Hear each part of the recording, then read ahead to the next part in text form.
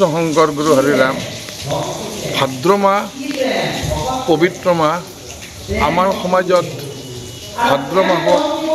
ধৰ্মীয় মাহ বুলি কোৱা হয় যিটো মাহত স্বয়ং শ্ৰীকৃষ্ণৰ জন্ম হৈছিল আমাৰ গুৰু দুজনাৰ বৈকুণ্ঠ প্ৰয়াণ হৈছিল এই মাহটোত বিজনী সত্ৰত এক মাহ জোৰা ভাগৱত পাঠ হয় ভাগৱত ওম নমো ভগৱতে বাসুদেৱায় ভাগৱত হৈছে ভগৱানৰ বাংময় মূৰ্তি এই ভাগৱত পাঠৰ মাধ্যমেৰে ভগৱানক প্ৰাৰ্থনা জনোৱা হয়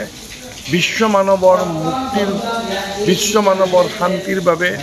আৰু বিশ্ব মানৱৰ মাজত অত্যন্ত শান্তি সমৃদ্ধি বৃদ্ধিৰ বাবে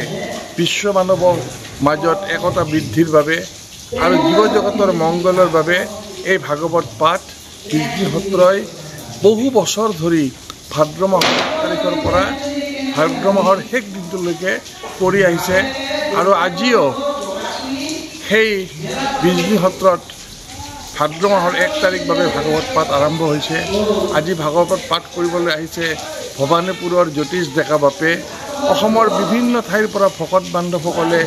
ভাগৱত পাঠ কৰিবলৈ বিজনী সত্ৰলৈ আহিব